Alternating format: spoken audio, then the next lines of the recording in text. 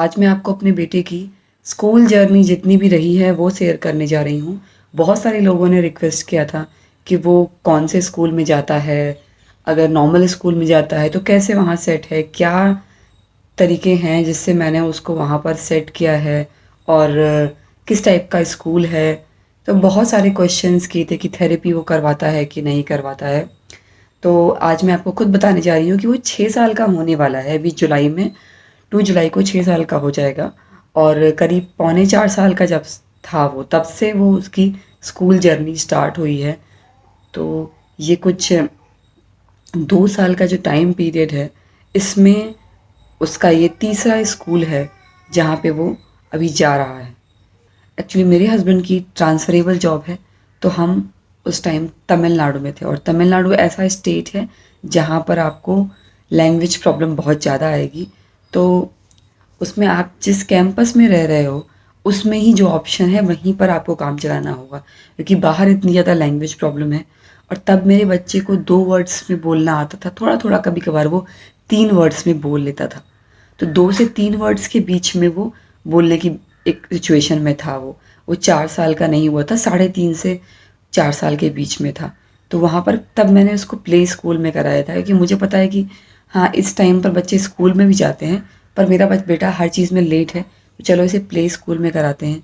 तो उससे क्या होगा कि उसको बहुत ज़्यादा सपोर्ट मिलेगा कि प्ले स्कूल में बहुत इंटरैक्टिव तरीके से पढ़ाते हैं, तो उसके लिए अच्छा रहेगा। और कोई ऑप्शन नहीं थे, क्योंकि उस कैंपस में सिर्फ एक प्ले स्कूल और एक मेन स्ट्रीम स्कूल था, तो वहाँ मैंने कराया। उस टाइम पर जब उसने जाना स्टार्ट किया तो वो पहले तो सेट नहीं हो रहा था। 1-2 दिन वो वहाँ रुकता नहीं था, तो मुझसे टीचर ने बोला कि आप यहाँ पर 1 घंटे वेट कीजिए। तो हम वहाँ पर वेट करती थी मैं, और ऐसे ही वेट करना कि वो सेट होता है कि नहीं होता है। पर एक चीज़ मैं आपको बताऊँ कि सबसे बड़ी प्रॉब्लम मेरे साथ की ये आई कि उसकी जो प्रॉब्लम्स थी वो दिखती थी कि हाँ, उसमें लो मसल टोन प्रॉब्लम है, बोलने में पीछे है, ठीक है। बाकी सारी चीज़ों में अगर वो लेट है, तो जो वहाँ की हेड थी उन्होंने बिल्कुल भी सपोर्ट नहीं किया।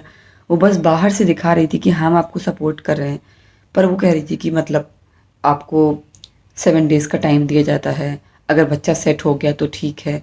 तो वो 7 डेज़ का 8 डेज़ का टाइम दे रही थी, फिर भी वो 3-4 डेज़ में उसने मुझे पर डे मतलब उन्होंने सुनाया कि ये बच्चा यहाँ पे ऐसे बच्चे सेटल नहीं हो पाएँगे, देखिए कि सपोर्ट नहीं कर रहा है। मतलब पर डे आपको इतना टॉर्चर किया कि ये यहाँ के लायक नहीं है, ऐसे करके बहुत सारी चीज़ें जो भी वो कह सकती थी, उन्होंने बताया। तो ऐसे टाइम मैं एक-एक दिन बढ़ाती गई कि हो सकता है कि आज सेट हो जाए, आज सेट हो जाए। जितना मेरा बेटा सेट नहीं हो रहा था, उतना ही ज़्यादा वो टीचर भी सेट नहीं हो रही थी उसे लेने के लिए। और ऐसे उन्होंने सिर्फ 5 डेज़ देखकर उससे वहाँ से बोल दिया कि अब ये नहीं हो पाएगा यहाँ पर। तो जब मुझे ये पता चल गया कि जब टीचर जिसको रखना है वो ही नहीं सपोर्ट कर रही है मन से, तो बेटे को वहाँ रखने से कोई फ़ायदा नहीं है। तो उस प्ले स्कूल में मैंने उसे 5 डेज़ के बाद से ही निकाल दिया था। 4 साल का हो गया, कुछ ही महीनों की बात बता रही हूँ मैं, कुछ ही महीने हुए थे। फिर मैंने सोचा कि चलो आप इसको कहाँ पे डाल सकते हो, क्योंकि वो मेन स्ट्रीम स्कूल बचा हुआ था।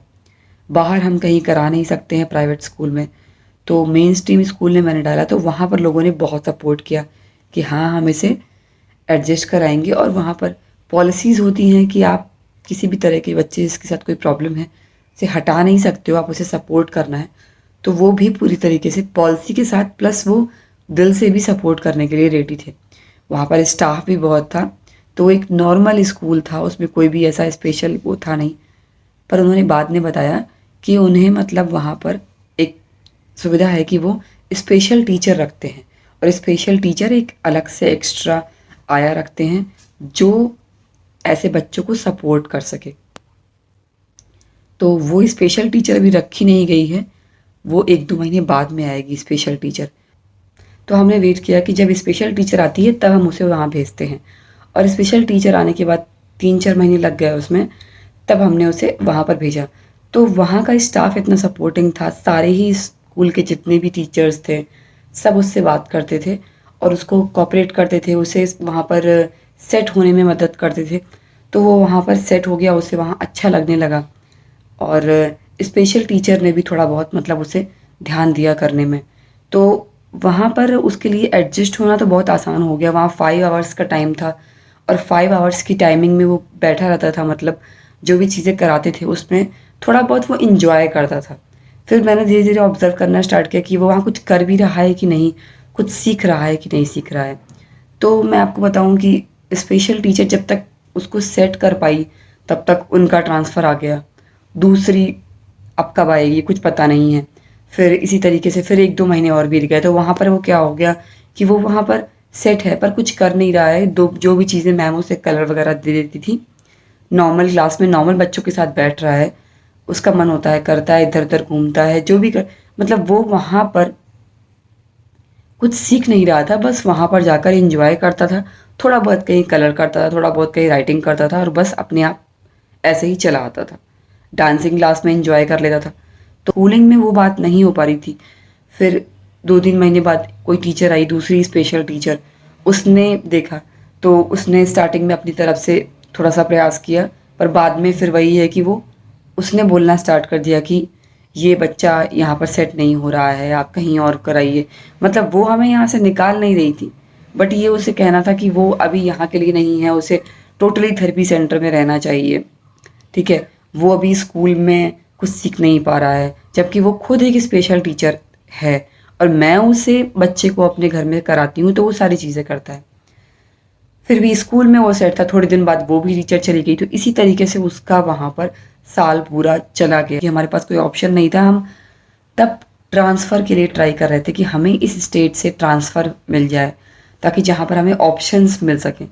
तो जब तक नहीं मिला तो हमने उसे उसी स्कूल में डाला कि हाँ, यहाँ वो जाएगा, कुछ तो सीखेगा, कुछ तो बच्चों के साथ सोशल होना सीखेगा।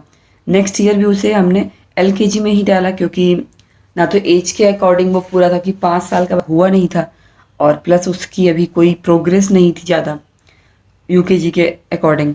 तो नेक्स्ट ईयर भी वो एलकेजी में ऐसे ही गया। वहाँ भी उसे कोई सपोर्ट नहीं मिला। वो नॉर्मल स्कूल में नॉर्मल टीचर के साथ है, जो और 25-26 बच्चों पे ध्यान दे रही है। तो वहाँ पर उसे कोई अलग से स्पेशल अटेंशन नहीं मिला, कुछ सीखने को नहीं मिल रहा था, मैं आपको बताऊँ। फिर 1-2 महीने कुछ महीने वो वहाँ पर रहा होगा, फिर हमारा वहाँ से ट्रांसफ़र आ गया। तो हमारा ट्रांसफ़र आया इस बार बैंगलोर। बैंगलोर में बहुत सारे ऑप्शंस हैं, आपको मल्टीपल ऑप्शंस मिल जाएँगे। तो हम बैंगलोर में जब तक आए तब तक सेशन का आखिरी हो चुका था टाइम, तो तब हम उसका एडमिशन नहीं करा सकते थे। तो फिर हमने सोचा कि नेक्स्ट सेशन में उसका एडमिशन कराएँगे, तब तक हम उसकी थेरेपी के लिए ट्राई करते। यहाँ पर निमेंस है, जो national institute of mental health and science है, जहाँ पर हमने उसका फुल चेकअप फिर से कराया। वैसे तो मैंने उसका ऑटिज़्म का और उसकी फुल आईक्यू टेस्ट बहुत बार कराया हुआ है, ठीक है? तमिलनाडु में भी कराया है 2 जगहों पर हॉस्पिटल्स में, प्लस हमने यहाँ पर फिर से कराया निमेंस में उसका फुल आईक्यू साइकोलॉजी टेस्ट कराया। और वहाँ पर जो स्पेशल एजुकेटर के लिए असिस्ट करते हैं, कि मतलब स्पेशल एजुकेटर होते हैं, बताते हैं कि बच्चा किस लेवल का है, वो नॉर्मल स्कूल में जा सकता है कि नहीं जा सकता है, या फिर वो स्पेशल स्कूल में जाएगा, ऑटिज़्म स्कूल में जाएगा, किस तरह की जगह जाएगा, कैसे उसको गाइड करना है, वो पूरा हमें गाइड करते हैं पेरेंट्स को। तो हमने उनसे पूरी अपॉइंटमेंट ली और पता किया, तो उन्होंने पहले मेरे बेटे का लेवल देखा कि अब से पहले में उसके लेवल में काफ़ी अंतर आ चुका था, वो काफ़ी कुछ कर लेता है, बात बहुत ज़्यादा कर लेता है। अब तो वो 5-6 वर्ड्स के सेंटेंस नॉर्मली बोल लेता है, 2-2 सेंटेंस को जोड़ के बोल लेता है। तो उन्होंने उसको जितना भी उसका टेस्ट लिया अपनी तरफ से, उसके उनके अकॉर्डिंग उन्होंने बोला कि आपका बच्चा स्पेशल स्कूल के लायक नहीं है। पहले मैं उसको स्पेशल स्कूल में ही देख रही थी, क्योंकि जहाँ हम तमिलनाडु में पढ़ा के आ रहे थे, वहाँ पे उन्होंने बोला था कि ये आप कभी कहीं भी जाइएगा तो इसे स्पेशल स्कूल में ही डालिएगा, क्योंकि ये नॉर्मल स्कूल में नहीं कुछ सीख सकता। तो अब हम यहाँ पर स्पेशल स्कूल ही सर्च कर रहे थे और 2-4 स्कूल सर्च भी कर लिए थे। ये था कि अब इसका एडमिशन ही कराना है स्पेशल स्कूल में, और स्पेशल स्कूल वाले मना नहीं करेंगे उन्हें, तो जो भी बच्चा मिल रहा है अगर प्रॉब्लम है तो वो रखेंगे उसे।